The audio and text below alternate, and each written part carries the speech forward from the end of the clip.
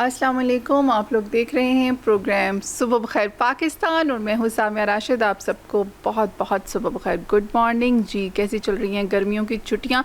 बहुत सारी जो स्टूडेंट्स हैं उनकी वेकेशंस जो है वो ख़त्म हो चुकी हैं, ख़ासतौर पर जो यूनिवर्सिटी लेवल होता है, लेकिन बच्चों की छुट्टियाँ चल रही हैं और मोस्टली जो है वो छुट्टियों को लोग इंजॉय कर रहे हैं। गर्मी भी बहुत ज़्यादा है, लेकिन गर्मी जितनी भी शदीद हो हम आपके साथ मौजूद होते हैं ताकि इस गर्मी में भी आप इंजॉय कर सकें हमारे साथ मज़े से बैठ कर। घर में हमारा शो ख़ास तौर पर जो ख़वातीन हैं, जो मदर्स हैं, बच्चे इस टाइम पे सो रहे होते हैं, लेकिन उनकी रूटीन ऐसी होती है कि अक्सर वो इस टाइम पे उठ के या तो नाश्ता बना रही होती हैं, नाश्ता कर रही होती हैं और घर के काम भी करवा रही होती हैं या कर रही होती हैं, जो भी कर रही होती है अपने घर को ही सेट कर रही होती हैं। तो उनके लिए हमारा शो ख़ास तौर पर होता है ताकि वो जान सकें कि आखिर हो क्या रहा है, और इन्फॉर्मेशन जो होती है हम हर हवाले से उनको देते रहते हैं।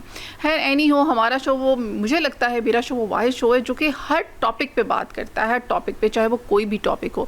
इसीलिए हमने बुलाया जी आज इनवाइट के तलहा अकरम रिपोर्टर हैं रोज़ न्यूज़ से, हमारे साथ वो शेयर करने जा रहे हैं रिपोर्ट अबाउट मैंगो पॉलिसी। जी समझ गए होंगे आप, वज़ीर आज़म की जो मैंगो पॉलिसी है, 76 ममालिक को पाकिस्तानी आम तोहफे में भेजने का फैसला, इस हवाले से उनसे जानेंगे। सबसे पहले आपको उनसे मिलवाते हैं। अस्सलाम वालेकुम। वालेकुम सलाम। जी तलहा, क्या रिपोर्ट है आपकी इस हवाले से? ये जो तोहफे में भेजे जा रहे हैं इतने सारे आम, और हम लोग खुद इतने आम के शौकीन हैं और हमारा सारा आम बाहर जा रहा है, अब क्या करें? First of all thank you for having me. और बिल्कुल पाकिस्तानी अवाम को ये शिकवा शिकायत हमेशा से रही है कि पाकिस्तान का जो बेहतरीन आम है वो हमेशा की तरह इस साल भी बैरून मुल्क जो है वो एज अ डिप्लोमेटिक जेस्चर भेजा जा रहा है। और वज़ीर आज़म पाकिस्तान मियां मोहम्मद शहबाज शरीफ ने पाकिस्तान की मैंगो डिप्लोमेसी का आगाज़ करते हुए दुनिया के 76 ममालिक में पाकिस्तान का जो बेहतरीन सिंजड़ी और चौंसा आम है वो एज अ डिप्लोमेटिक जेस्चर वो भेजने का फैसला किया। दुनिया के मुख्तलिफ सरबराहान मुमलिकत, इसी तरह खारजा उमूर या दीगर जो पाकिस्तान के बेहतरीन दोस्त हैं, आलमी शख्सियात हैं, कारोबारी शख्सियात हैं, उनको ये आम जो है वो बतौर तोहफे के तौर पर भेजे जा रहे हैं, जिसका मकसद ये है कि पाकिस्तान का इमेज दुनिया में न सिर्फ उसके तशख़्ख़ुस को उजागर करना है, बल्कि इस पाकिस्तान के आम को जो दुनिया आलमी मार्केट्स हैं उनमें इनको एक न सिर्फ नुमाया मुकाम दिलवाना है, बल्कि पाकिस्तान की जो प्रोडक्ट्स हैं उनके बारे में भी एक नुमाया जो तशख़्ख़ुस है उसको उजागर करना है। और इसी सफारती मुहिम के तहत अब वज़ीर आज़म पाकिस्तान ने 34.5 टन जो प्रीमियम पाकिस्तानी आम है वो 6,896 स्मार्ट गिफ्ट पैक्स के ज़रिए मुख्तलिफ ममालिक रवाना किए जाएंगे, जिसके बाद हर गिफ्ट पैक का जो वज़न है वो 5 किलोग्राम होगा। और चीन, सऊदी अरेबिया, तुर्की और बरतानिया ये ऐसे ममालिक हैं जहाँ पर सबसे ज़्यादा खेप भेजी जाएगी। इन ममालिक को पाकिस्तान का सबसे बेहतरीन दोस्त तस्वुर किया जाता है, समझा जाता है। चीन पाकिस्तान दोस्ती लाजवाल दोस्ती है, हमेशा की तरह हर आहनी दौर में, मुश्किल दौर में हमेशा साथ खड़ी। इसी तरह बरतानिया वो मुल्क है जहाँ पर पाकिस्तान की जो एक्सपोर्ट्स हैं वो सबसे ज़्यादा होती हैं, पाकिस्तान की कम्युनिटी वहाँ पर ज़्यादा पाई जाती है। तुर्की का अभी दौरा करके वतन वापस पहुँचे हैं वज़ीर आज़म पाकिस्तान मियां मोहम्मद शहबाज शरीफ। और सऊदी अरेबिया एक ऐसा मुल्क है जिसमें जहाँ पर हिजाज़ मुक़द्दस पाए जाते हैं और जिनकी एज अ गारंटर अब पाकिस्तान है। और पिछले साल जुलाई में पाकिस्तान को अल्लाह ताला ने ये एक इज़्ज़त का जो मकाम है वो दिलाया था कि पाकिस्तान अब हरमैन शरीफैन का जो हिफाजत का ज़िम्मा है वो उसने लिया है। तो इन ममालिक में सबसे ज़्यादा आम की जो खेप है वो भेजी जाएगी। और इसके साथ से जो आम, जिस तरह मैंने बात स्टार्ट की, सिंदड़ी और चौंसा ऐसे आम हैं जिनकी सबसे ज़्यादा मांग है आलमी मार्केट्स में। और यहाँ पर कुछ एदाद शुमार अगर मैं आपके सामने रखूँ तो एनुअली पाकिस्तान 1.5 मिलियन से 1.8 मिलियन टन जो है वो प्रोड्यूस करता है आम, जो कि दुनिया के मुख्तलिफ ममालिक में भेजा जाता है। पाकिस्तान में भी आवाम जो है वो उससे लुत्फ़ अंदोज़ होते हैं। और इसके साथ पाकिस्तान जो है वो एक्सपोर्ट करता है 80 से 1,30,000 मिलियन टन एक्सपोर्ट करता है, जिससे पाकिस्तान को एनुअली 75,000 से 1,30,000 मिलियन डॉलर जो है वो एनुअली पाकिस्तान का जो GDP है उसमें जो है ये काउंट होता है। जितना भी पाकिस्तान का जो आम है वो बाहर भेजा जाता है। तो हुकाम का बेसिकली کہنا یہی ہے کہ یہ جو پاکستان کی وزیر اعظم پاکستان کی ایز اے ڈپلومیٹک جیسچر، یہ جو ڈپلومیسی ہے مینگو ڈپلومیسی، اس کا بنیادی مقصد یہی ہے کہ پاکستان کیا ہے کہ جو سافٹ امیج ہے وہ دنیا میں اس تشخص کو اجاگر کرنا ہے، خیر سگالی کے جذبات کو فروغ دینا ہے، اور عوامی سطح پر جو روابط ہیں عالمی فیصلہ سازوں میں پاکستان کی جو زرعی مصنوعات ہیں ان کے بارے میں آگاہی پیدا کرنا بھی اس کا ایک اہم ترین مقصد ہے۔ اور رواں سال کی یہ جو مہم ہے یہ حالیہ برسوں میں وسیع سفارتی کاوش قرار دی جا رہی ہے، خاص طور پر اس اثنا میں جب پاکستان ایک ڈپلومیٹک لیڈنگ رول پلے کر رہا ہے امریکہ اور ایران کے درمیان، جہاں پر عالمی دنیا میں پاکستان کے لیڈران کو عزت کی نگاہ سے دیکھا جا رہا ہے، بلکہ لیڈران کو نہیں بلکہ پاکستان کے پرچم کو عزت کی نگاہ سے دیکھا جا رہا ہے، دا پیس جیسچر دیکھا جا رہا ہے۔ اسی اثنا میں اس ڈپلومیسی کا سامنے آنا ایز اے ڈپلومیٹک جیسچر، ایک خیر سگالی کے جذبے کو فروغ دینا، تو میرے خیال میں ایک بہترین جو فیصلہ کیا وزیر اعظم پاکستان نے۔ اوکے، اس میں جیسے آپ نے بھی کہا کہ trade TDAP trade development authority of Pakistan کے لذیذ پھل کی تشہیر کرنا چاہ رہی ہے اور دوست ممالک کے ساتھ سفارتی اور برادرانہ تعلقات کو مزید بہتر اس کے تھرو بنانا چاہ رہی ہے، اس گفٹ کے تھرو۔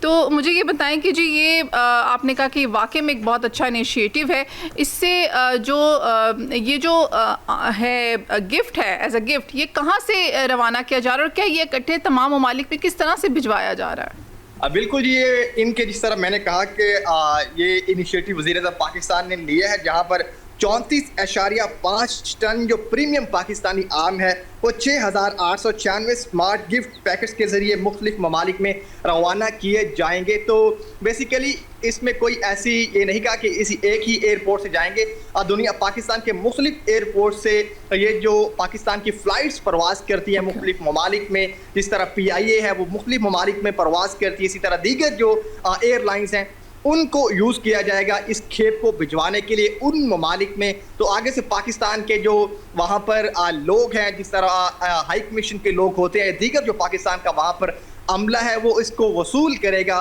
اور باقاعدہ پھر ان شخصیات تک اس آم کو پہنچایا جائے گا، جس کا مقصد یہ ہے کہ ایک خیر سگالی کے جذبے کو فروغ دینا۔ تو پاکستان کی ایئر لائن یوز ہوں گی اس اہم پرپز کے لیے کہ وزیر اعظم پاکستان کی مینگو ڈپلومیسی کے لیے یہ ان ممالک میں بھیجی جائیں گی، پھر ان ممالک میں جو پاکستان کا عملہ ہے، جو پاکستان کا وہاں پر کلیدی کردار ادا کرتا ہے، پاکستان کے رول کو اجاگر کرنے میں اہم کردار ادا کرتا ہے، تو وہ ان کو وصول کرے گا اور پھر آگے ان شخصیات تک بھیجے گا جن تک بھجوانا مقصد ہے۔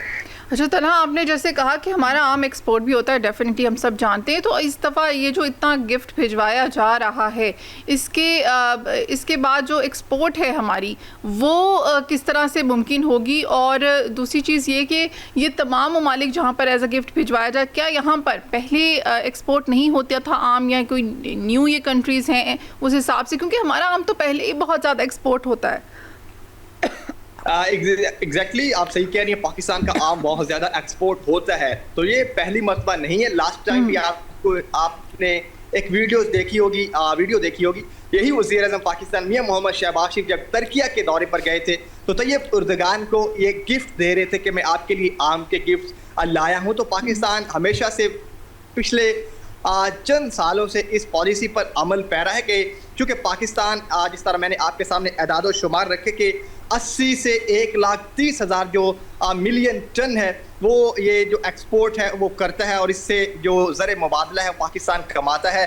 تو یہ پچھلے چند عرصوں سے یہ پالیسی جاری ہے پاکستان کی ایک مثبت تشخص کو اجاگر کرنے کے لیے، خیر سگالی کے جذبے کو فروغ دینے کے لیے۔ تو بیسیکلی یہی ممالک شامل ہے جہاں پر پہلے بھی بھیجے جاتے ہیں، جس میں کچھ بنیادی ممالک ہیں، جس میں سعودی عربیہ ہے، اس کے ساتھ سے برطانیہ ہے، ترکیہ ہے۔ تو یہ ان ممالک میں شامل ہے جہاں پر زیادہ کھیپ بھیجی جائے گی، بلکہ 76 ممالک زیادہ تر وہ ہیں جہاں پر پچھلے چند سالوں سے کھیپ بھیجی جا رہی ہے، جن کے پاکستان کے ساتھ بہت اچھے تعلقات ہیں۔ پاکستان ان ممالک کو قدر کی نگاہ سے دیکھتا ہے۔ بالکل، تھینک یو سو مچ طلحہ۔ آپ نے مینگو پالیسی جو تھی وزیر اعظم کی، اس کو آپ نے بڑا اچھا سے اس کی انفارمیشن دی اور اس کو شیئر کیا، اس رپورٹ کو۔ ابھی ہمارے ساتھ اوکے فائن، ابھی رانا عمیر صاحب ابھی تھوڑی دیر تک ہمارے ساتھ رپورٹ شیئر کریں گے. ابھی آپ لوگوں کے ساتھ ہم نیوز شیئر کرنے والے ہیں. جی، خواجہ آصف کے بیان کی میرے خلاف پروپیگنڈا مہم سے مودی کی ساکھ بحال نہیں ہو سکتی. وزیر دفاع خواجہ آصف نے کہا ہے کہ بھارتی وزیر اعظم نریندر مودی گزشتہ برس پاکستان سے شکست کے بعد اندرونی اور بیرون ملک اپنی گرتی ہوئی ساکھ کا باعث شدید دباؤ کا شکار ہیں، جبکہ بھارت کی جانب سے میرے خلاف ذاتی حملوں سے مسئلہ حل نہیں ہوگا. وزیر دفاع خواجہ آصف نے سماجی رابطے کی ویب سائٹ ایکس پر بھارتی گمراہ کن پروپیگنڈے پر رد عمل دیتے ہوئے کہا کہ بھارت کی جانب سے میرے خلاف ذاتی حملے کرنے یا مجھے ذہنی طور پر غیر مستحکم قرار دینے سے مسئلہ حل نہیں ہوگا. خصوصاً پاکستان کے گزشتہ سال جنگ میں شکست کے بعد مودی اندرون ملک اور بیرون ملک گرتی ساکھ کے باعث شدید دباؤ کا شکار ہے. میرے خلاف پروپیگنڈا مہم سے مودی کی ساکھ بحال نہیں ہو سکتی. وزیر دفاع نے کہا کہ راہل گاندھی نے بھی مودی کو ملنے والے بین الاقوامی اعزازات پر یہی سوال اٹھاتے ہوئے دعویٰ کیا ہے کہ ان میں سے بعض اعزازات یا تو مصنوعی طور پر تخلیق کیے گئے ہیں یا خود ساختہ تشہیری مہم کا حصہ ہیں. ان کا کہنا تھا کہ خود ساختہ تشہیری مہم کا مقصد خود کو ایک عالمی مدبر رہنما کے طور پر پیش کرنا ہے، مگر اس سے مودی کی ساکھ عالمی شعبدہ باز کے طور پر ابھری ہے. خواجہ آصف نے کہا کہ مستند جریدے گارڈین نے بھی اپنی پوری رپورٹ میں مودی کے اعزازات کی ساکھ اور شفافیت پر سوالات اٹھائے ہیں. مودی کی بیرون ملک سے ایسے مصنوعی تعریف اور توصیف حاصل کرنے کی بے چین کوششیں دراصل اپنے ملک میں شدید طور پر کمزور ہوتی ہوئی ساکھ کو سہارا دینے کی ایک ناکام کوشش ہے.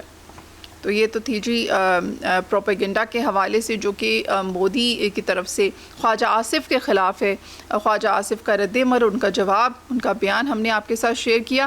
اس کے ساتھ ہی آپ کو بتاتے چلیں کہ ایران سپریم لیڈر کے قاتلوں کو انجام تک پہنچائے گا. یہ کہا ہے جی ایرانی آرمی چیف نے.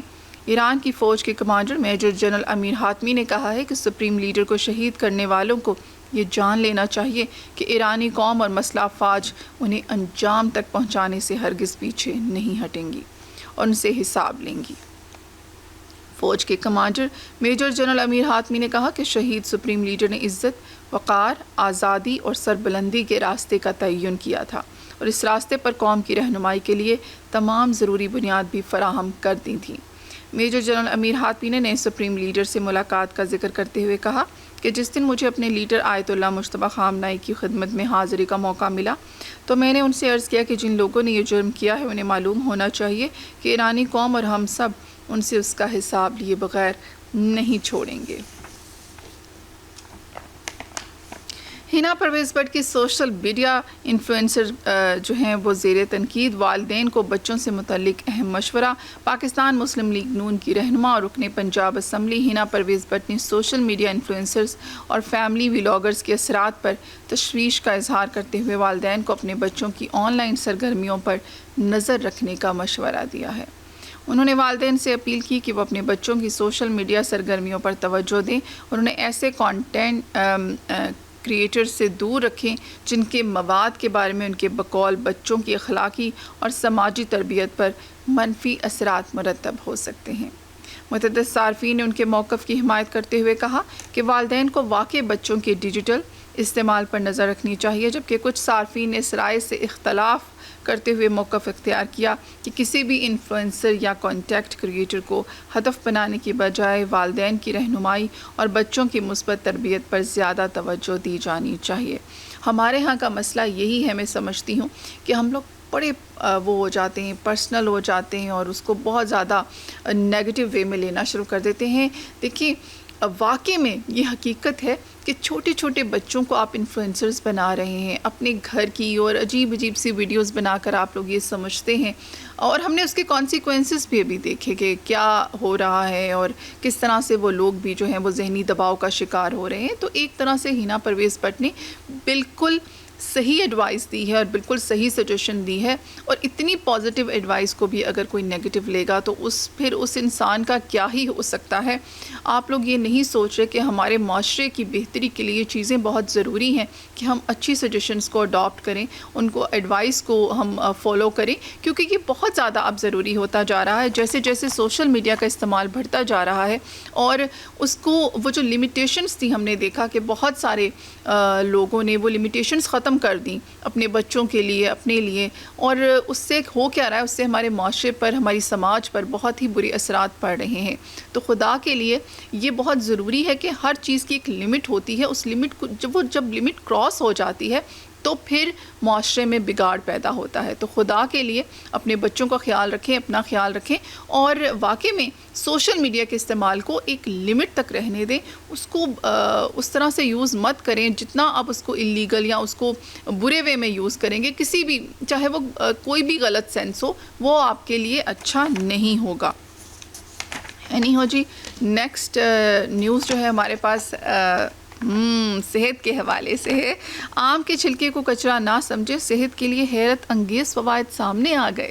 تو جی آم تو ہم سب بہت کھا رہے ہیں، اور گرمیوں میں آم نہ ہو تو کیا ہو، اور اس کے جو چھلکے ہوتے ہیں وہ ہم سب پھینک دیتے ہیں۔ اب یہ چھلکوں سے کیا ہو سکتا ہے یہ ہم جانتے ہیں۔ گرمیوں میں آم کو پھلوں کا بادشاہ کہا جاتا ہے، بالکل جی، اور یہ ذائقے کے ساتھ غذائیت جو ہے سے بھی بھرپور ہوتا ہے۔ عام طور پر لوگ آم کھانے کے بعد اس کا چھلکا پھینک دیتے ہیں، تاہم ماہرین کے مطابق یہی چھلکا کئی ایسے غذائی فوائد رکھتا ہے جو صحت کے لیے نہایت مفید جو ہیں وہ ثابت ہو سکتے ہیں۔ غذائی ماہرین کا کہنا ہے کہ آم کے چھلکے میں vitamin A, vitamin C, vitamin K, magnesium, choline اور پوٹیشیم سمیت متعدد اہم اجزاء جو ہیں وہ موجود ہوتے ہیں۔ اس کے علاوہ اس میں اینٹی آکسیڈنٹس، کیروٹینائڈز اور پولی فینولز بھی پائے جاتے ہیں جو جسم کو نقصان پہنچانے والے فری ریڈیکلز کے اثرات کم کرنے اور دل کی بیماریوں سمیت بعض اقسام کے کینسر کے خطرات میں کمی لانے میں مددگار سمجھے جاتے ہیں۔ واو! آم کے چھلکے کا استعمال بلڈ شوگر کو متوازن رکھنے اور وزن میں کمی کے عمل میں بھی معاون ثابت ہو سکتا ہے۔ ایک تحقیق میں یہ بھی بات سامنے آئی تھی کہ آم کے چھلکے میں موجود بعض قدرتی اجزاء خون میں شوگر کی سطح کو قابو میں رکھنے اور جسمانی وزن کم کرنے میں مدد دیتے ہیں۔ ماہرین کے مطابق آم کے چھلکے سے غذائیت سے بھرپور چائے بھی تیار کی جا سکتی ہے۔ کیا بات ہے! اس کے لیے چھلکے کو پانی میں ابال کر اس میں ذائقے کے لیے شہد یا لیموں کا رس شامل کیا جا سکتا ہے۔ یہ مشروب وائٹامنز اور اینٹی آکسیڈنٹ سے بھرپور ہونے کے باعث صحت کے لیے فائدہ مند سمجھا جاتا ہے۔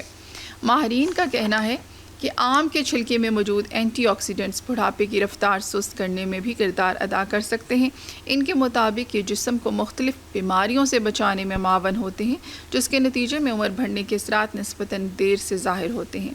آم کے چھلکے کو استعمال کرنے کے کئی طریقے ہیں۔ اسے اچھی طرح دھو کر پھل کے ساتھ بھی کھایا جا سکتا ہے، جبکہ اگر براہ راست استعمال پسند نہ ہو تو اس کا اچار بھی تیار کیا جا سکتا ہے۔ اس مقصد کے لیے چھلکوں میں نمک اور مسالے شامل کر کے انہیں چند روز دھوپ میں رکھا جاتا ہے، جس کے بعد انہیں بطور اچار استعمال کیا جاتا ہے۔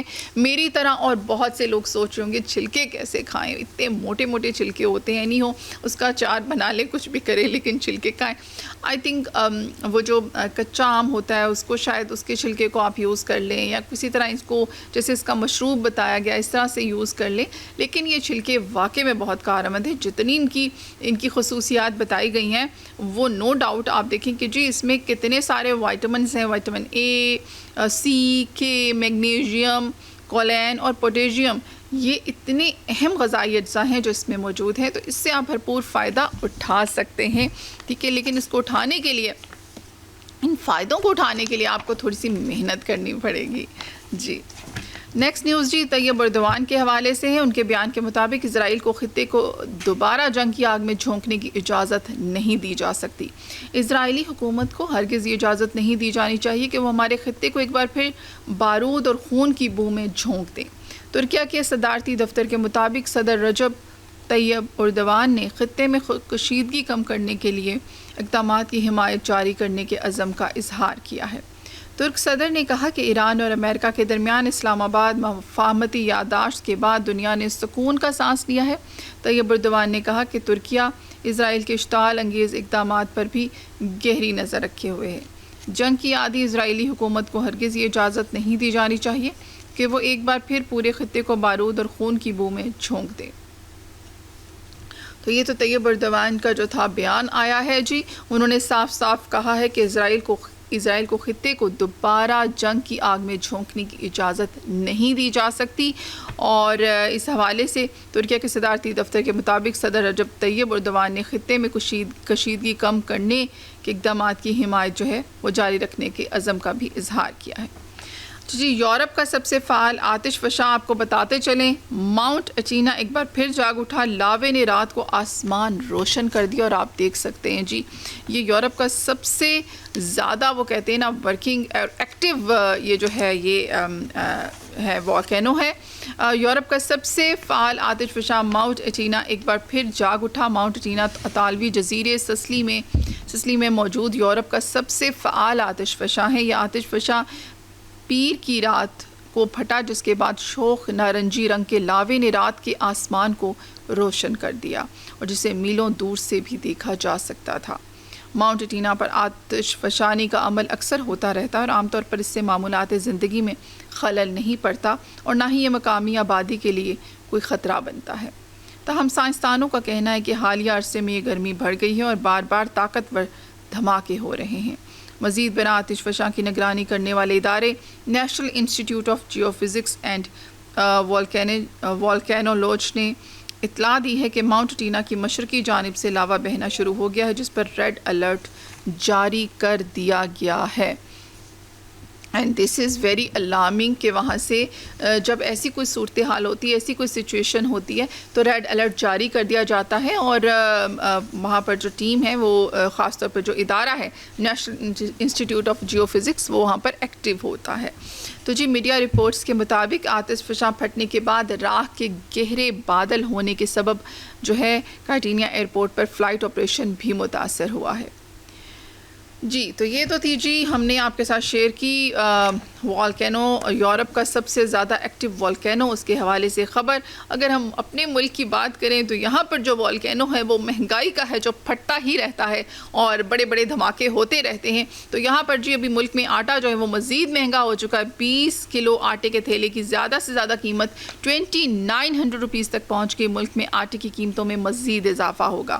ادارہ شماریات کی دستاویز کے مطابق ملک میں 20 کلو آٹے کے تھیلے کی زیادہ سے زیادہ قیمت 2900 روپے تک پہنچ گئی، اور کراچی کے شہری ملک میں سب سے زیادہ مہنگا آٹا خرید رہے ہیں۔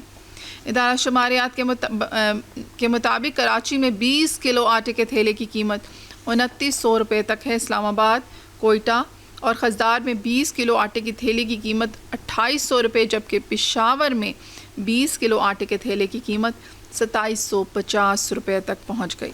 ادارہ شماریات کا کہنا ہے کہ راولپنڈی میں 20 کلو آٹے کے تھیلے کی قیمت 2747 روپیز، حیدرآباد میں 2740 روپیز تک، اور بنو میں 20 کلو کے آٹے کے تھیلے کی قیمت 2700 روپیز تک جو ہے وہ پہنچ چکی ہے۔ ادارہ شماریات کے مطابق سکھر میں 20 کلو آٹے کے تھیلے کی قیمت 2560، لاڑکانہ میں 2500 روپیز تک، ملتان میں 2420 روپیز، گجرانوالہ اور بہاولپور میں 2400، اور جبکہ سیالکوٹ میں 20 کلو آٹے کے تھیلے کی قیمت 2333 روپیز، فیصل آباد میں 2300 روپیز تک ہو گئی ہے۔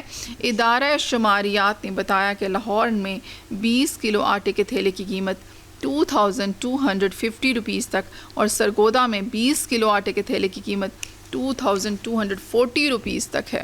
تو جی آپ دیکھ سکتے ہیں کہ مہنگائی جو ہے وہ رکنے کا نام نہیں لیتی ہمارے ہاں۔ اس کو روکنے کی کوشش کیسے کریں، آئے سب مل کر سوچتے ہیں۔ ابھی ٹائم ہوتا ہے ایک چھوٹی سی نیوز بریک کا، اسٹے ٹیون، ملتے ہیں بریک کے بعد۔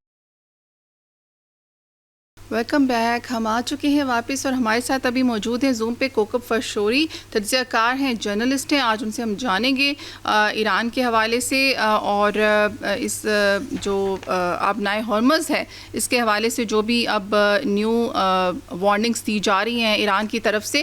کوکب صاحب، ایران کے سابق سپریم لیڈر علی خامنہ ای کی نماز جنازہ جو ہے وہ بھی ادا کر دی گئی ہے، تو کیا کہیں گے ان تمام وہ جو سیکیورٹی کے حوالے سے؟ سب سے پہلے آپ سے پوچھیں گے گے جو بھی اقدامات کیے گئے، تو کیا کہیں گے آپ؟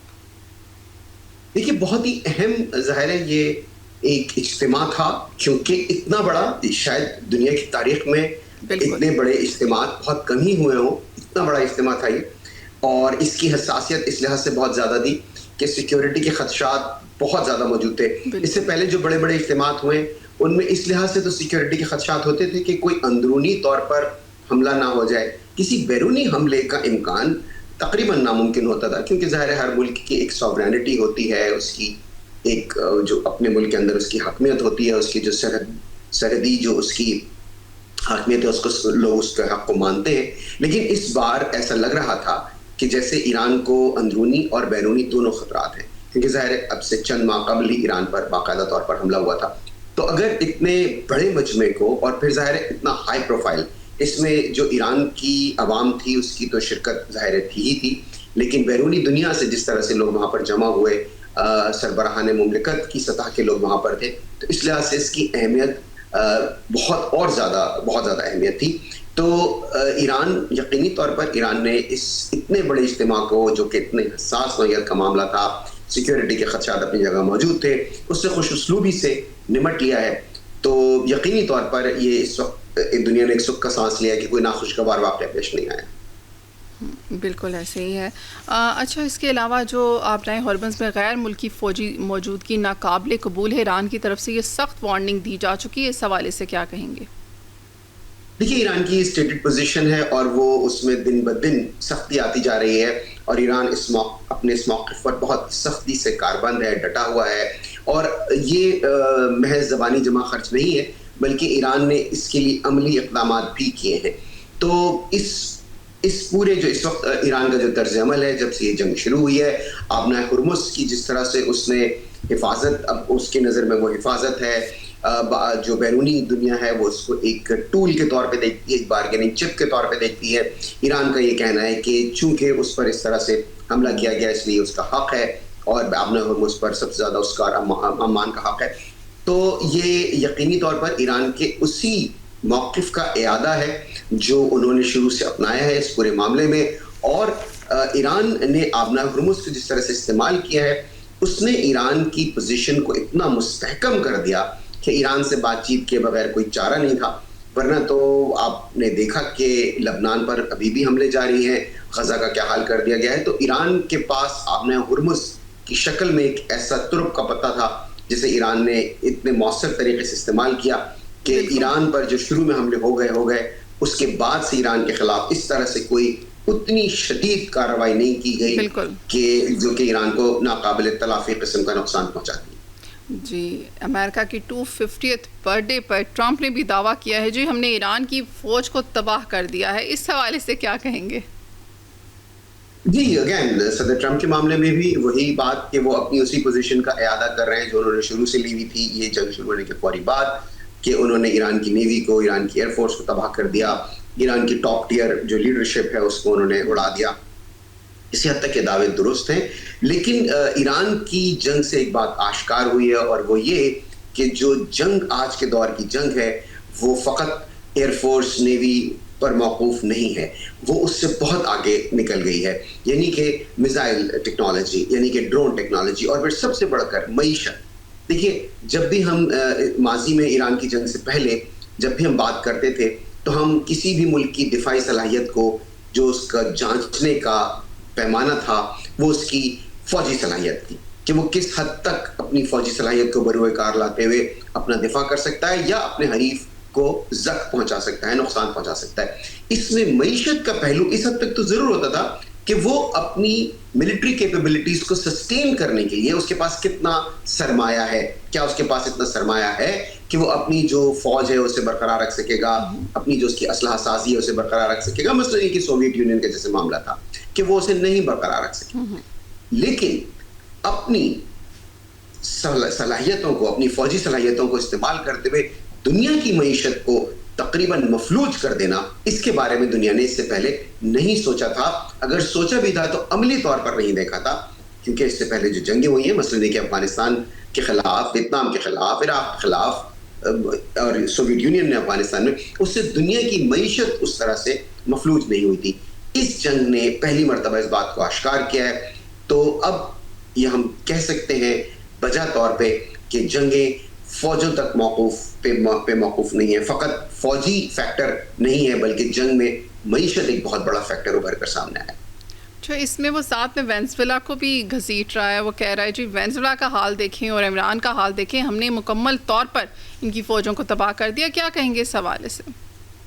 دیکھیے وینزویلا کو تو کبھی دنیا ایک بڑی فوجی قوت کے طور پر تو دیکھتی ہی نہیں تھی. وینزویلا یقینی طور پر ایک آئل کے طور پہ کہ ان کے پاس تیل کے ذخائر ہیں, ان کی جو واحد وجہ شہرت وہ یہی تھی. اور پھر یہ کہ ان کے امریکہ سے تعلقات ہمیشہ کشیدہ رہے, ایک مخاصمت کسی کیفیت تھی. اس سے قبل بھی ہیوگو شاویز جو تھے ان کے صدر وینزویلا کے, اس سے قبل وہ تو بہت زیادہ ووکل تھے, وہ بہت زیادہ امریکہ کے خلاف بات کرتے تھے. تو اب جو موجودہ صدر ہے یہ مڈورو, ان کے وہ اس وقت موجود نہیں ہے لیکن ظاہر ان کو لے آیا گیا امریکہ گرفتار کر کے, وہ بھی امریکہ کے خلاف بات کرتے تھے. لیکن اس حد تک تو ضرور تھا, مگر وینزویلا کبھی بھی ایک فوجی طاقت کے طور پر اس کا تشخص نہیں تھا. تو جس طرح سے ان کے صدر کو وہاں سے اغوا کر کے یا گرفتار کر کے, جیسا کہ امریکن نہیں, ان کا بیان کا مقصد یہ تھا کہ ہم نے ایران کی تو فوج مکمل طور پر تباہ کر دی, آپ ایران کا حال دیکھ لیں, وینزویلا کا حال دیکھ لیں, دونوں ختم ہو گئے. تو اس حوالے سے کیا کہیں گے؟ دیکھیے موازنہ بالکل تھوڑا سا دشوار ہوگا دونوں کا, کیونکہ جس طرح سے وینزویلا کے صدر کے ساتھ کیا گیا, ظاہر ہے ایران کی قیادت کو بھی ختم کر دیا گیا, ان کی ٹاپ ٹیئر لیڈرشپ کو ایلیمینیٹ تو کیا گیا, لیکن طریقہ کار مختلف تھا. پھر اس کے بعد جس طرح سے ایران کی طرف سے رد عمل آیا اور وینزویلا کی طرف سے, اس میں زمین آسمان کا فرق ہے. وینزویلا ظاہر ہے آج بھی اپنے دفاع میں اس طرح سے نہیں کھڑا, اور پھر وہاں پر ایک امریکہ فرینڈلی, واشنگٹن فرینڈلی حکومت اس وقت وہاں موجود ہے, جبکہ تہران میں جو پہلے حکومت تھی اس سے زیادہ مطلب آپ یہ سمجھ لیجئے کہ واشنگٹن مخالف حکومت وہاں موجود ہے. تو اس لحاظ سے دونوں کا موازنہ میرا نہیں خیال ہے کہ ایپل ٹو ایپل کمپیریزن ہوگا. اوکے, اچھا رشیا نے بھی اپنی اسٹیٹمنٹ دی ہے جی. ان کا کہنا ہے کہ ایران کا جوہری ہتھیار تو آبنائے ہرمز ہے اور ہم ان کے ساتھ تعاون جو ہے وہ جاری رکھیں گے. اس حوالے سے کیا کہیں گے؟ رشیا کو آپ اس اسٹیٹمنٹ میں کس طرح سے دیکھتے ہیں؟ رشیا دیکھیے ایک اہم پلیئر ہے. رشیا ظاہر ہے کہ اس طرح کی سپر پاور نہیں ہے جیسے کہ سوویت یونین تھا جب کولڈ وار چل رہی تھی اس وقت, لیکن اس کے باوجود رشیا ایک بہت اہم پلیئر ہے. اور ابھی یوکرین کی وار آپ دیکھ رہی ہیں کہ نیٹو کا سمٹ ہونے جا رہا ہے ٹرکی میں, تو صدر ٹرمپ وہاں جا رہے ہیں, تو ظاہر ہے اس میں سب سے بڑا معاملہ جو ہے وہ رشیا کا ہی ہے, یوکرین کا ہی ہے. تو یوکرین کے معاملے پر پہلے ہی رشیا اور امریکہ کے درمیان جو ہے وہ اچھی خاصی اس معاملے میں تناؤ ہے. پھر جو ایران کا معاملہ ہوا اس میں جو امریکہ کے وزیر دفاع جو کہ اب وزیر جنگ کہلاتے ہیں, انہوں نے کھل کر رشیا کے پر تنقید کی. تو رشیا کا ایک رول ہے ایک پاور کے طور پر, سپر پاور نہ بھی کہیں لیکن ایک دنیا کی طاقت یقینی طور پر ہے. اور پھر تیل کے معاملے میں وہ تیل پروڈیوس کرنے والے بڑے ممالک میں ان کا شمار ہوتا ہے. بہت حد تک دار و مدار دنیا ان کی جو عالمی منڈی ہے تیل کی, اس میں ان کی جو طرف سے پیداوار ہے اس پہ ہوتا ہے. تو ایران کی طرف سے اگر وہ ایران کا کھل کر اس طرح سے ایران کی تائید کر رہے ہیں تو یہ یقیناً ایران کے لیے خوش آئند بات ہے کہ وہ جو انٹرنیشنل کمیونٹی ہے اس میں وہ تنہائی کا شکار نہیں ہے. اوکے, اچھا ایران کا جو بیان آیا ہے اباؤٹ چائنا کہ چائنا سمیت دیگر دوست ممالک کے لیے آبنائے ہرمز پر خصوصی سہولتیں جو ہیں وہ فراہم کی جائیں گی, اس حوالے سے کیا کہیں گے؟ دیکھیے اس معاملے میں ایران نے بہت زیادہ سمجھنے کے ایک اس نے سمجھداری کا ثبوت دیا ہے کہ انہوں نے شروع سے چائنا کو اس معاملے سے بالکل الگ رکھا. اور آپ کے علم میں ہے کہ جس وقت اپنی پیک پہ تھی یہ جنگ اور آبنائے ہرمز کا معاملہ بالکل چوک کر کے رکھ دیا تھا ایران نے, اس وقت بھی چائنا وہ واحد ملک تھا سمجھیں کہ جس کو راہداری مکمل طور پر تو نہیں لیکن بہت حد تک اس کو یہ سہولت حاصل تھی. اور اب اسی بات کا اعادہ کیا ہے ایران نے کہ چائنا کے ساتھ ان کے معاملات رہیں گے. اگین چین اور روس تو ایسے ممالک ہیں جو کبھی بھی ایران جن سے بگاڑنا نہیں چاہے گا, کیونکہ اگر اس کی ابھی بھی دیکھیے اس وقت مذاکرات تو یقینی طور پر چل رہے ہیں, ایک MOU پر بھی دستخط ہو گئے ہیں, 60 دن کی بات ہوئی ہے کہ ایک باقاعدہ طور پر معاہدہ بھی ہو جائے گا, لیکن جو اعتماد کا فقدان ہے وہ بدستور برقرار ہے.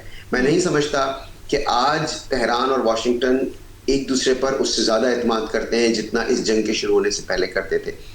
اعتماد کا فقدان وہیں پر ہے, اس کی سطح وہی ہے, اور ایسے میں یقینی طور پر ایران کے لیے چین اور روس تو ایسے ممالک ہیں جن کی طرف وہ دیکھے گا, اور اس کی یہ خواہش ہوگی کہ اگر امریکہ کے ساتھ معاملات دوبارہ سے بگاڑ کی طرف جاتے ہیں تو کم از کم یہ دو ملک اس کے ساتھ کھڑے ہوں, اس کی تائید کریں, اس کی حمایت کریں.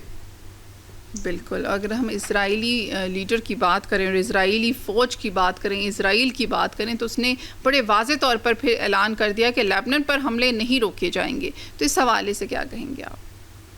جی دیکھیے, اس پورے معاملے کا جو سب سے پیچیدہ جو پہلو ہے وہ یہی ہے کہ اسرائیل نہیں مان رہا, اور اسرائیل اور جو یہاں پہ اینالسٹ ہیں وہ یہ کہہ رہے ہیں کہ اسرائیل اس موقع کو لبنان پر مزید اپنا کنٹرول بڑھانے کے لیے استعمال کر رہا ہے, کیونکہ حزب اللہ کی طرف سے یقینی طور پر اسرائیل پہ راکٹس تو پھینکے جاتے ہیں, لیکن جیسا کہ صدر ٹرمپ نے بھی کہا کہ اگر ایک راکٹ آ کر گر گیا ہے, اس کا یہ ہرگز مطلب نہیں ہے کہ آپ پوری کی پوری بلڈنگ تباہ کر دیں جس میں معصوم لوگ بھی ہوں, جن کا کوئی براہ راست تعلق نہ ہو حزب اللہ سے یا لڑنے والے لوگوں سے.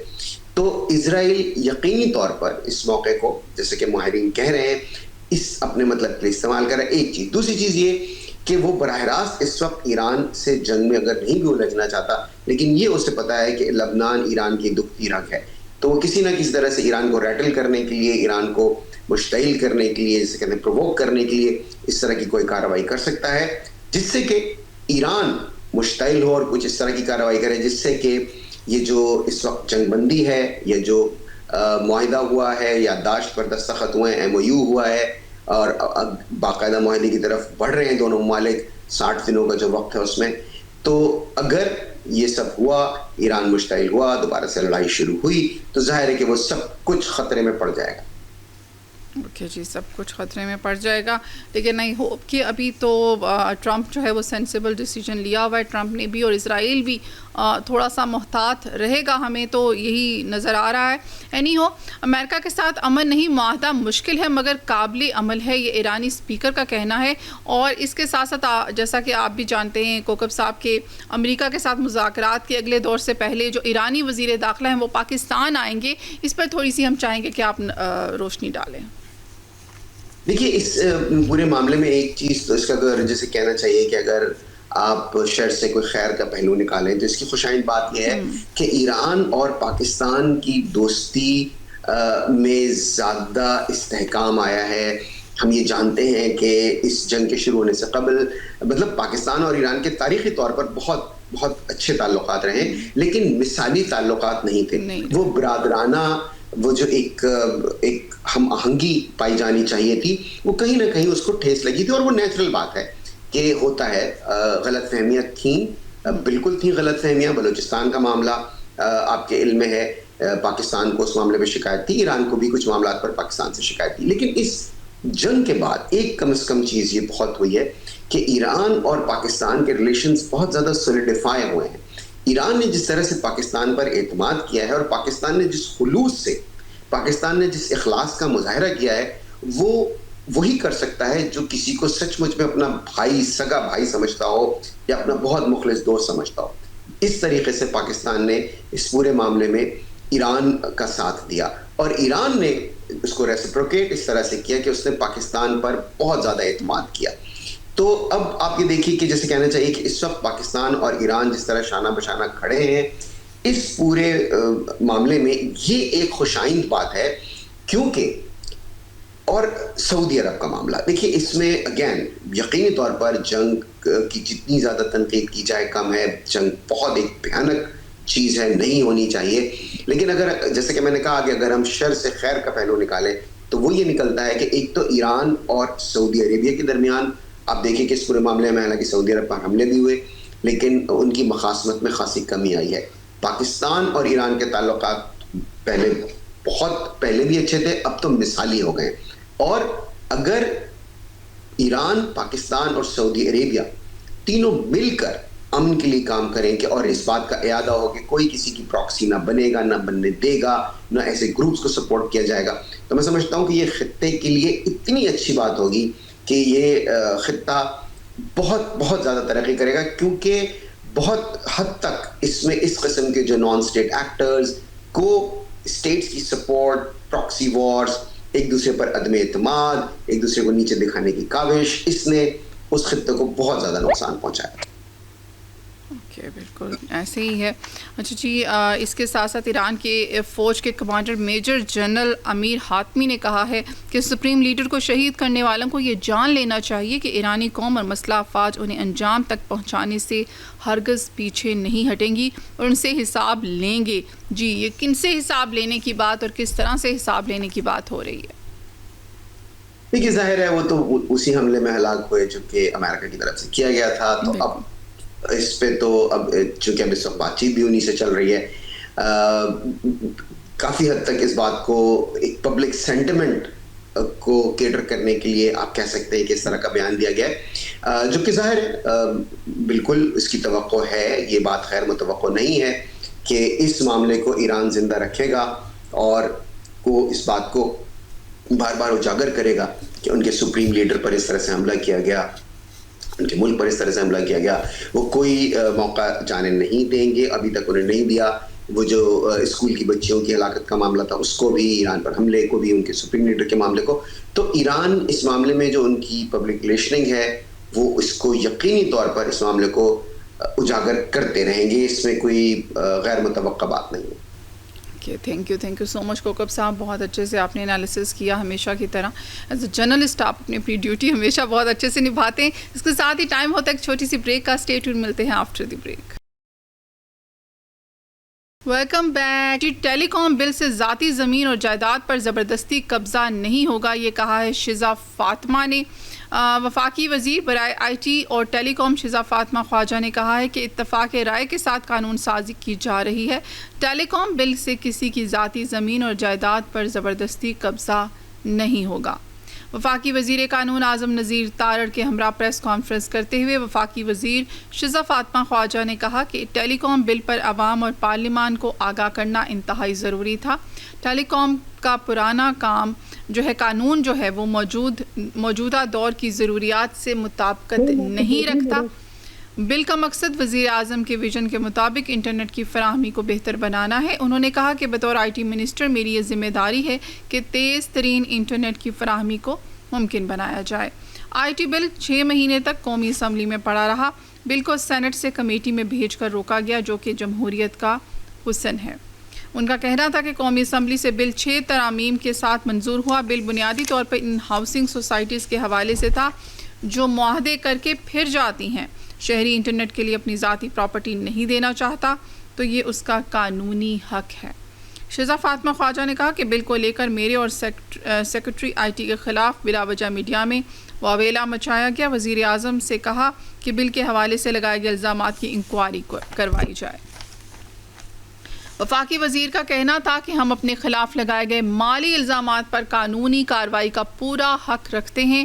نجی پراپرٹی سے متعلق کیٹیگریز طے کی جائیں گی. نئے ٹیلی کام بل کا مقصد ملک میں تیز رفتار انٹرنیٹ کی فراہمی ہے.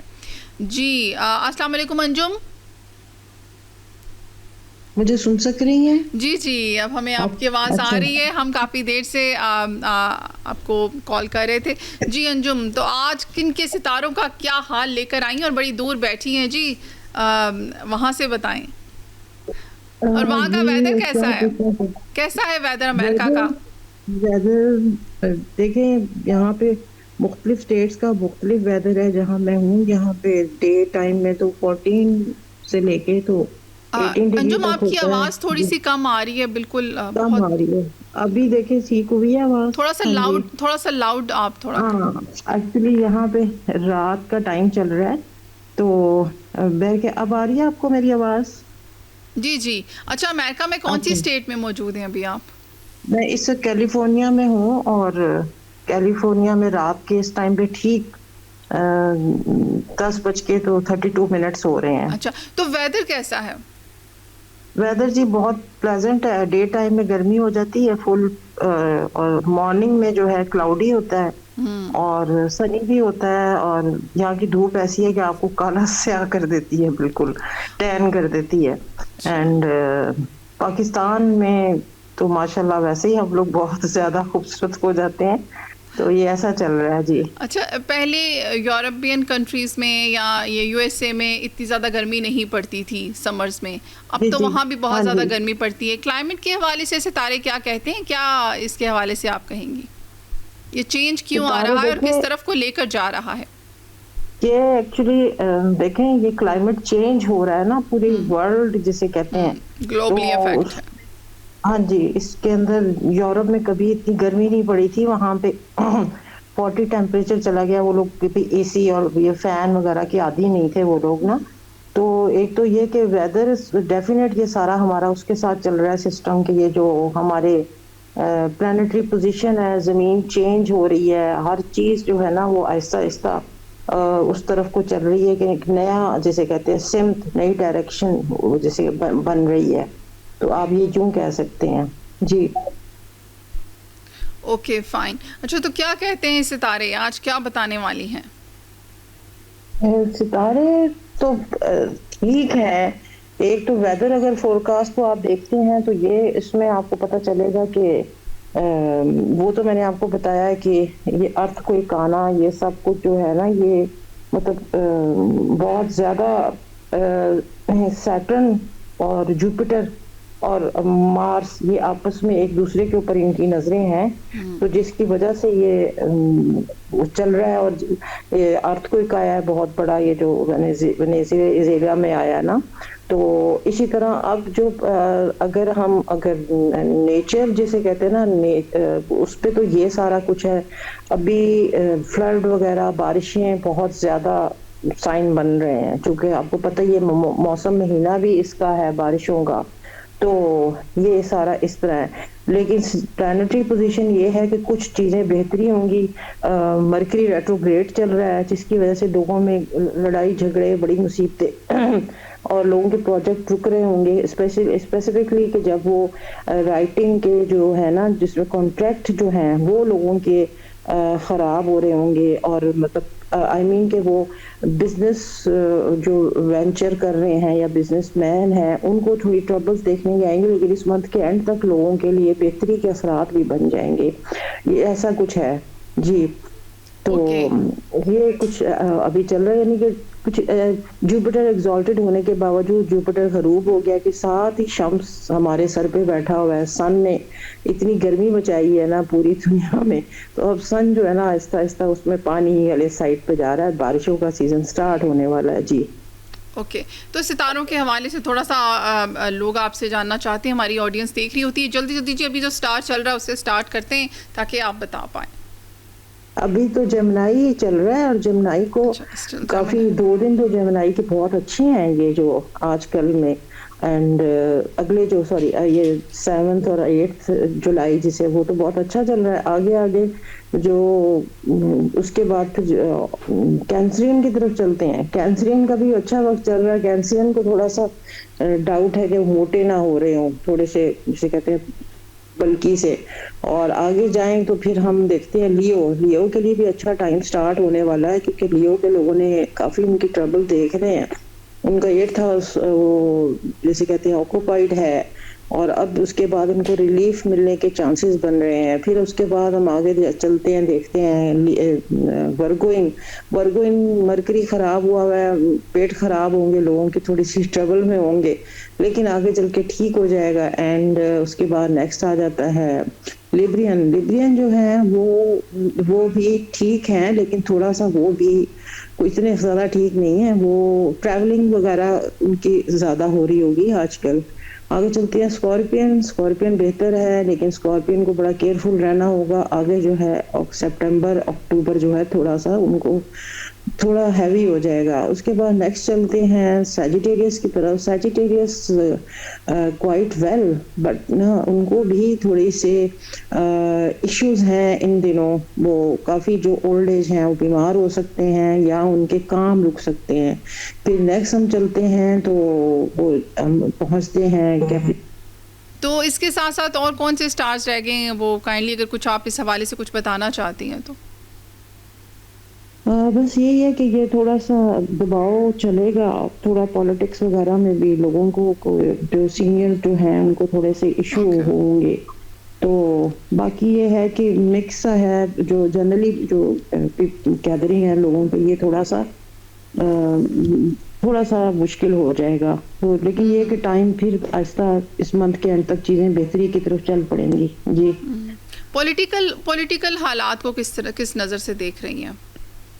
थोड़े से पॉलिटिकल हालात जो हैं वो गवर्नमेंट को थोड़ा सा दबाव और प्रेशर है, थोड़ा सा मतलब वो कुछ ऐसे छोटे छोटे से जैसे कहते हैं इश्यूज वगैरह हैं जिसके ऊपर वो लोग थोड़े से उसमें चल रहे हैं। ओके, ये इस तरह है। जी जी, चलें ठीक है। और इसके साथ अगर हम ईरान और अमेरिका के हवाले से और इजराइल के हवाले से जानें कि उनके सितारे क्या कह रहे हैं। वो तो देखें अभी कॉन्फ्लिक्ट जो है ना वो एकदम ख़त्म नहीं होने वाला, वो थोड़ा कभी ऑन कभी ऑफ, इस तरह से ये स्विच बदलते रहेंगे, ये चीज़ें इस तरह से आपको जी जी जी जी ऐसा ही है जी, एकदम स्मूथ नहीं होने वाली चीज़ें। हाँ जी, okay, thank you so much Anjum. बहुत अच्छा लगा, हमेशा की तरह आपने आके सितारों के हवाले से बयान किया। चलें जी, अब आप लोगों के साथ न्यूज़ शेयर करते हैं। क्या इमरान अब्बास ने शोबिस को मुस्तकिल तौर पर खैर बात कह दिया है? जी, न्यूज़ है इमरान अब्बास के हवाले से, जो कि काफ़ी अरसे से ड्रामास में नहीं आ रहे, इसलिए शायद ये जो है ये हाईलाइट हुई है। जी, ख़बर और सवाल। पाकिस्तान के मारूफ अदाकार इमरान अब्बास ने अपनी शोबिस में वापसी से मुतल्लिक़ ख़बरों पर वजाहत देते हुए कहा है कि फ़िलहाल मेरा किसी नए ड्रामे में काम करने का कोई इरादा नहीं। इंस्टाग्राम पर अदाकार ने सवाल और जवाब का एक सेशन रखा, जिसमें एक मद्दाह के पूछने पर इमरान अब्बास ने बताया कि मेरा कोई नया ड्रामा नशर होने वाला नहीं, क्योंकि मैंने हालिया अरसे में किसी भी प्रोजेक्ट पर दस्तखत नहीं किए। अदाकार का कहना था कि मैं फ़िलहाल शोबिज़ में वापसी की मनसूबाबंदी कर रहा और इस वक्त अपनी कारोबारी सरगर्मियों पर तवज्जो मरकूज़ किए हुए हूँ। तो जी, इमरान अब्बास ने बहुत क्लियर इन्फॉर्म कर दिया है अपने फॉलोअर्स को, अपने फैंस को, कि जी मैं अभी अपने बिज़नेस को तवज्जो दे रहा हूँ, उसकी तरफ मेरी अटेंशन है और मैं किसी भी प्रोजेक्ट पर अभी साइन नहीं कर रहा। याद रहे कि इमरान अब्बास माजी में भी कह चुके हैं कि मौजूदा ड्रामों के स्क्रिप्ट्स उन्हें इतने मुतासर नहीं करते कि वो दोबारा टीवी पर काम करें। जी, नेक्स्ट न्यूज़ भी शोबिज़ के हवाले से है और ये है जी किंज़ा हाशमी के हवाले से, जिन्होंने किया है एक शिकवा। मुझे मेरी असल कदर कीमत के मुताबिक नहीं सराहा गया। जी, किंज़ा हाशमी ने शिकवा कर दिया। पाकिस्तानी अदाकारा किंज़ा हाशमी ने शिकवा किया है कि उन्हें उनकी असल कदर कीमत के मुताबिक नहीं सराहा गया। मेज़बान के एक सवाल पर किंज़ा हाशमी ने कहा कि वो ख़ुद को अंडररेटेड महसूस करती हैं। उनका कहना था कि मुझे लगता है मेरी असल कदर कीमत के मुताबिक नहीं सराहा गया। मैं मुख्तलिफ़ किरदार अदा करने का इंतखाब करती हूँ।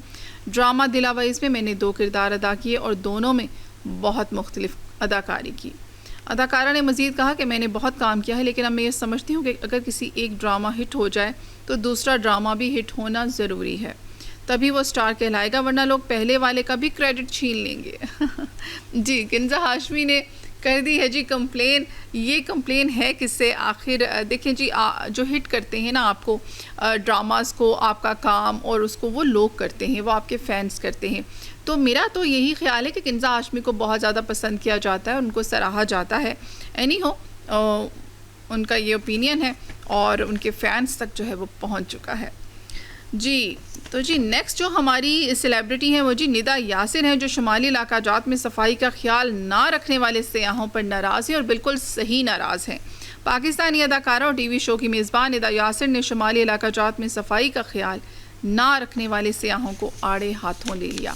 तो ये सिर्फ निदा यासिर ही नहीं, हमारी बहुत सारी सेलिब्रिटीज़ हैं जो इसके ऊपर आवाज़ उठाती हैं और बहुत अच्छा लगता है। जुगन काजिम ने बहुत ज़्यादा इससे पहले आवाज़ उठाई, बल्कि दिखाया भी कि क्या हरकतें कर रहे हैं लोग खुदा के लिए। जहाँ जो आपका अपना मुल्क है, जहाँ घूमने फिरने जाते हैं, सैर करने जाते हैं, उसी को गंदा करते हैं और फिर उसी के ऊपर बात करते हैं कि हम वहाँ कैसे जाएं, वहाँ तो बहुत गंदा है और ये है वो है। तो आप ही लोगों ने गंदगी फैलाई होती है। मत गंदा करें उन खूबसूरत जगहों को जो देखने के काबिल हैं, जन्नत के टुकड़े लगते हैं, लेकिन आप लोग वहाँ पर भी इतनी गंदगी फैलाते हैं। जहाँ खाते हैं वहीं पे रैपर्स, जहाँ कुछ लिया वहीं पे फेंक दिया। खुदा के लिए डस्टबिन लगे होते हैं, आप अपने साथ कोई शॉपिंग बैग रख लें नॉर्दर्न एरियाज़ में, उसमें सारा कचरा डालें और जहाँ पर डस्टबिन हो वहाँ पे डालें। جی تو بتا رہے تھے جی ہم ندا یاسر کے حوالے سے، حال ہی میں ندا یاسر ملک کے شمالی جو علاقہ جات ہیں ان کی سیر کو گئیں، جس کا تذکرہ انہوں نے اپنے مارننگ شو میں بھی کیا. انہوں نے کہا کہ خوبصورت جگہ پر بہت گندگی تھی، میں لوگوں سے کہوں گی کہ اس جگہ کو ہم نے صاف رکھنا ہے. پلاسٹک کے کچرے کو دیکھ کر بہت تکلیف ہوئی. ندا یاسر کا کہنا تھا کہ مری میں بھی پلاسٹک کا کچرا تھا. اتنی خوبصورت جگہ اللہ تعالیٰ نے دی ہے تو اس کی قدر کیوں نہیں کرتے؟ اگر ہم قدر نہیں کریں گے تو سیاحت کو فروغ کیسے ملے گا اور معیشت کیسے بڑھے گی؟ جی بالکل، یہ بات مجھے بھی اتنا دکھ ہوتا ہے. یہ جو ہمارے ناردرن ایریاز ہیں جہاں پر اتنی تعداد میں سیاح جاتے ہیں، وزٹرز جاتے ہیں، آپ دیکھیں کہ پوری دنیا سے آتے ہیں، اور ہم وہاں پر کیا ان کو دکھا رہے ہیں کہ ہم کیا کریں. بلکہ ایک مجھے یاد ہے ایک سیاح نے تو پوری ایک ویڈیو بنا کر سوشل میڈیا پر ڈالی تھی، اور وہ کتنا ہمارا امیج خراب ہوتا ہے اس سے کہ ہمارے ہوٹلز گندگی پھیلا رہے ہیں، دریاؤں میں، لیکس میں، اور کوئی پوچھنے والا نہیں ہے. ہمارے لوگ جگہ جگہ گندگی پھیلا رہے ہیں. ڈسٹ بن لگے ہوں تب بھی انہوں نے باہر پھینکنا ہے، نہ لگے ہوں تب بھی انہوں نے باہر ہی پھینکنا ہے. مطلب کوئی رولز اور ریگولیشنز کو وہ فالو نہیں کرتے ہیں. یہ قوم جو ہے نا، یہ قوم ہے، وہ کہتے ہیں نا ڈنڈے کی قوم ہے. تو مجھے نہیں پتا کیا ریزن ہے، لیکن اگر آپ انہی ناردرن ایریاز میں اگر آپ ہنزا ویلی کی طرف چلے جائیں تو آپ حیران ہو جاتے ہیں. آپ اگر وہاں پر کوڑا پھینکیں گے تو وہیں پر آپ کو فائن بھی ہوگا، وہیں پر آپ سے پوچھ گچھ بھی ہوگی، اور آپ کی اچھی خاصی آپ کو خود انسلٹ فیل ہوگی جب وہاں کے لوگ، مقامی لوگ اتنے اچھے سے اپنی ویلی کو صاف رکھتے ہیں. اتنا ٹورسٹ جاتا ہے لیکن ہنزا ویلی کو میں جب تک جاتی رہی ہوں، آئی تھنک لاسٹ 2 ایئرس سے میں نہیں گئی، لیکن اس سے پہلے تک وہ اتنا خوبصورت اور صاف تھا، اور آئی ہوپ کہ ابھی بھی ہوگا، کیونکہ وہاں کے لوگ بہت پیشنیٹ ہیں اپنی ویلی کو صاف رکھنے میں. ٹورسٹ آتے ہیں، ان کو پتہ ہے، اس سے ان کا ریونیو جنریٹ ہوتا ہے، اور وہاں کی جو بھی ادارے ہیں، جو حکومت ہے، جو لوگ ہیں، وہ بہت مل کر اس چیز پہ کام کرتے ہیں کہ ہماری ویلی کو کوئی بھی گندہ نہیں کرے گا. اور یہی جذبہ جو ہے کاش ہم سب میں آ جائے کہ یہ ہمارا ہی پاکستان ہے، ہم اس کو گندہ نہیں کریں گے. تو ہم اس پاکستان کے کسی بھی کارنر میں چلے جائیں، ہم ایسا کوئی کام نہیں کریں گے اگر ہماری سوچ یہ ہوگی کہ یہ ہمارا ملک ہے، یہ گندہ ہوگا، اور ادھر ہم نے ہی گھومنا پھرنا ہے، ہم نے ہی سانس لینا ہے، ہم نے ہی اس پولوشن کو فیس کرنا ہے، باہر سے کسی نے نہیں کرنا. تو خدا کے لیے ان باتوں پر غور کریں اور اس کو سنجیدگی سے لیں. یہ ایک بہت سنگین مسئلہ ہے اور بہت ہی کوئی سائیکولوجیکل ایشوز ہیں ان لوگوں کے ساتھ جو ہر جگہ گندگی پھیلانے کو اپنا فرض سمجھتے ہیں. بھائی واقعے میں غصہ آنا چاہیے مجھے، کیونکہ یہ واقعی غصے والی بات ہے، کیونکہ اتنی بری حرکت جو ہے یہ بہت ہی زیادہ بری حرکت ہے میری نزدیک جو آپ لوگ جاتے ہیں اور یہ کام کرتے ہیں. تو پلیز اپنے ملک کو صاف رکھیں. بہت تکلیف ہوتی ہے، بہت دکھ ہوتا ہے، یقین جانیے. جی تو نیکسٹ نیوز کی طرف پڑھتے ہیں. حکومت پیٹرول اور ڈیزل پر کتنی لیوی، ٹیکس اور مارجن وصول کر رہی ہے، تفصیلات جو ہیں وہ سامنے آ گئی ہیں. جی اسلام آباد سے آپ کو بتاتے چلیں، پیٹرول اور ہائی سپیڈ ڈیزل کی قیمتوں میں شامل لیوی، ٹیکسز اور مختلف مارجنز کی تفصیلات سامنے آ گئی ہیں. 1 لیٹر پیٹرول جو ہے اس پر مجموعی طور پر 118.76 روپیز، جبکہ 1 لیٹر ہائی سپیڈ ڈیزل پر 110.65 روپیز لیوی، ٹیکس اور مارجنز وصول کیے جا رہے ہیں. دستاویزات کے مطابق 1 لیٹر پیٹرول کی بنیادی لاگت 178 روپیز 77 پیساز بنتی ہے، تاہم حکومت نے شہریوں کے لیے فی لیٹر قیمت 297 روپیز 53 پیساز مقرر کی ہے. پیٹرول پر 70 روپیز 36 پیساز، پیٹرولیم لیوی 5 روپے، کلائمیٹ سپورٹ لیوی 19 روپے 33 پیسے، کسٹمز ڈیوٹی 6 روپے 86 paisas, inland freight equalisation margin 7 rupees 87 paisas, oil marketing companies کا مارجن اور جو ہے وہ اوور ہے 8 روپیز 64 پیسز جو ہیں وہ ڈیلرز جو ہے وہ مارجن شامل ہے.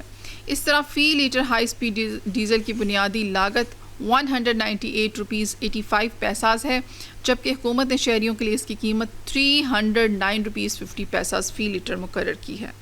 دستاویز کے مطابق ہائی سپیڈ ڈیزل پر مجموعی طور پر 110 روپیز 65 پیساز کی لیوی، ٹیکسز اور مختلف مارجنز وصول کیے جا رہے ہیں، جو کہ میں سمجھتی ہوں کہ بہت بڑا وہ کہتے ہیں نا ایک کیا اسے کہتے ہیں برڈن ہے عوام کے اوپر.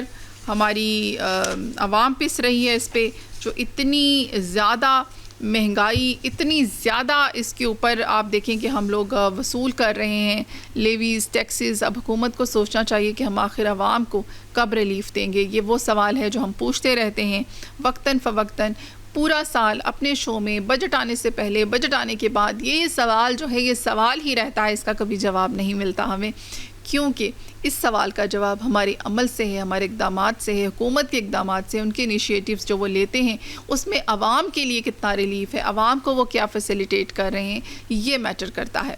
تو جی یہ تو تھی پیٹرول اور ڈیزل کے حوالے سے لیویز اور ٹیکسز جو ہم نے آپ کے ساتھ شیئر کیے. اور ہم نے آج جو آپ کے ساتھ خبریں شیئر کی ہیں اس میں جو ٹیلی کام بل سے تھی وہ بہت امپورٹنٹ خبر ہے, جو کہ بہت سے لوگ جو ہیں وہ ہم سے بہت زیادہ سوالات کر رہے تھے کہ اس حوالے سے کیا انیشیٹو لیا گیا ہے, کیا اقدامات ہوئے. تو آپ کو بتاتے چلیں شیزا فاطمہ نے بیان دے دیا ہے کہ ٹیلی کام بل سے ذاتی زمین اور جائیداد پر زبردستی قبضہ نہیں ہوگا, کیونکہ اس بات کو لے کر بہت زیادہ ہم نے دیکھا سوشل میڈیا پر شور پڑا, ہر جگہ پر اس کے حوالے سے جی شور مچایا جا رہا تھا کہ یہ کیسے ہو سکتا ہے, ہماری ذاتی زمین ہے, ہماری جائیداد ہے, کون ہماری پراپرٹی پہ قبضہ کر سکتا ہے. تو شیزا فاطمہ نے کہا ہے کہ اس ٹیلی کام بل سے جو ہے وہ نہیں لیا جائے گا کسی کی بھی ذاتی زمین جو ہے وہ اس کی اپنی ہے. وفاقی وزیر برائے آئی ٹی اور ٹیلی کام شیزا فاطمہ خواجہ نے کہا ہے کہ اتفاق رائے کے ساتھ قانون سازی کی جا رہی ہے. ٹیلی کام بل سے کسی کی ذاتی زمین اور جائیداد پر زبردستی قبضہ نہیں کیا جائے گا. تو آپ سب کو جو ہے وہ لوگ جو بہت پریشان ہو رہے تھے ان کے لیے ایک خوشائند بات ہے. وفاقی وزیر قانون اعظم نذیر تارڑ کے ہمراہ پریس کانفرنس کرتے ہوئے وفاقی وزیر شیزا فاطمہ خواجہ نے کہا کہ ٹیلی کام بل پر عوام اور پارلیمان کو آگاہ کرنا انتہائی ضروری ہے. ٹیلی کام جو ہے اس کا پرانا قانون موجودہ دور کی ضروریات سے مطابقت نہیں رکھتا تھا. بل کا مقصد وزیر اعظم کے ویژن کے مطابق انٹرنیٹ کی فراہمی کو بہتر بنانا تھا. تو ان کا کہنا یہ تھا کہ یہ جو قانون تھا, یہ جو لا تھا, یہ اس لیے پاس ہوا کیونکہ اس کے مطابق جو ہے وہ انٹرنیٹ کو بہتر کرنا تھا, انٹرنیٹ کی جو فراہمی ہے وہ تیز ہو پائے. لیکن اس کا یہ مقصد بالکل نہیں تھا کہ ہم ذاتی جائیدادیں جو ہیں وہ قبضے میں کر لیں. انہوں نے کہا بطور آئی ٹی منسٹری میری یہ ذمہ داری ہے کہ تیز ترین انٹرنیٹ کی فراہمی کو ممکن بنایا جائے. آئی ٹی بل جو ہے انہوں نے کہا 6 مہینے تک قومی اسمبلی میں پڑا رہا. بل کو سینٹ سے کمیٹی میں بھیج کر روکا گیا جو کہ جمہوریت کا حسن ہے. انہوں نے اس سارے پروسیجر کو جی جمہوریت کا حسن قرار دیا. آپ لوگ اس کو کس چیز کا حسن قرار دیتے ہیں مجھے ضرور بتائیے گا. ان کا کہنا تھا کہ قومی اسمبلی سے بل 6 ترامیم کے ساتھ منظور ہوا. بل بنیادی طور پر ان ہاؤسنگ سوسائٹیز کے حوالے سے تھا جو معاہدے کر کے پھر جاتی ہیں. تو اصل میں یہ جو بل تھا یہ اس بنیادی طور پر ان واقع میں ہاؤسنگ سوسائٹیز کے لیے تھا جو معاہدے کرتی ہیں پھر مکر جاتی ہیں, شہری انٹرنیٹ کے لیے اپنی ذاتی پراپرٹی نہیں دینا چاہتا تو یہ اس کا قانونی حق ہے. تو جی انہوں نے جو اسٹیٹمنٹ تھا جو پہلا جو لوگوں کے پاس آ رہا تھا اور جس طرح سے لوگ شور مچا رہے تھے وہ بالکل اس کو مسترد کر دیا ہے. شیزا فاطمہ خواجہ نے کہا کہ بل کو لے کر میرے اور سیکرٹری آئی ٹی کے خلاف بلا وجہ میڈیا میں واویلا مچایا گیا. وزیر اعظم سے کہا کہ بل کے حوالے سے لگائے گئے الزامات کی انکوائری بھی کی جائے. جی بالکل انہوں نے انکوائری کے لیے حکومت سے اپیل بھی کر دی ہے. آپ دیکھتے ہیں جی کہ یہ آخر واویلا کیوں مچایا گیا جب یہ بات نہیں تھی اور اس طرح کا کچھ کوئی اقدامات نہیں کیے گئے تھے, کوئی قانون یا پالیسی نہیں تھی, تو اس کے اوپر واویلا مچانے کی ضرورت کیا تھی. اس کے ساتھ ہم نے آپ کے ساتھ پیٹرول اور ڈیزل کی قیمتوں کے حوالے سے بہت اہم خبر شیئر کی ہے اور ساتھ ہی ساتھ امریکہ اور ایران کے ساتھ جو آج کے دن تک کے معاملات تھے وہ بھی ہم نے آپ کے ساتھ شیئر کیے. ہم نے آپ کے ساتھ جی انجم خان کو انوائٹ کیا اور ان کا بھی آپ نے دیکھا انہوں نے سٹارز کے حوالے سے کتنی زبردست انہوں نے انفارمیشن دی ہے. وہ لوگ جو ویٹ کر رہے ہوتے ہیں جی کیا کہے گا آج کا ستارہ, کیا کہے گا آج کا پلانٹ, تو وہ بہت اچھے سے انہوں نے بتایا. تو آپ لوگوں کو انتظار ہوتا ہے ان ساری خبروں کا, ان ساری نیوز کا جو ہم آپ کے ساتھ شیئر کرتے رہتے ہیں. جی اس کے ساتھ ساتھ جو ہے آپ کو ایک اور نیوز جو ہے وہ بتاتی چلوں جو سول سروسز اکیڈمی کی رپورٹ میں انکشاف ہوا ہے. پاکستان میں 2.5 کروڑ بچے دہائیوں سے اسکول سے باہر ہیں. سروسز اکیڈمی کی پالیسی رپورٹ کے مطابق پاکستان میں 2.5 کروڑ بچے جو ہیں وہ دہائیوں سے اسکول سے باہر ہیں, جس کی بنیادی وجوہات ناکافی فنڈنگ, غیر مربوط نظام اور کمزور طرز حکمرانی ہے. وفاقی حکومت کی جانب سے قومی تعلیمی ایمرجنسی کے اعلان کو 2 سال سے زائد عرصہ گزرنے کے باوجود پاکستان میں 2.5 کروڑ سے زائد اسکول سے باہر بچوں کو تعلیم کے دائرے میں لانے کی کوششیں بدستور گہرے ساختی مسائل، مسلسل مالی کمزوری، غیر مربوط انتظامی ڈھانچے، ناقص گورننس اور صوبوں کی غیر مساوی استعداد کے باعث مطلوبہ نتائج حاصل کرنے میں ناکام ہیں۔ یہ انکشاف سول سروسز اکیڈمی CSS کی جانب سے تیار کی گئی ایک جامع تقابلی پالیسی جائزہ رپورٹ میں کیا گیا، جس میں کہا گیا ہے کہ اگرچہ تمام صوبوں نے قومی تعلیمی ایکشن پلان NEAP 2026 کے تحت پرعزم تعلیمی روڈ میپس مرتب کیے ہیں، تاہم اصل مسئلہ پالیسی سازی نہیں بلکہ ان پر مؤثر عمل درآمد کرنا ہے۔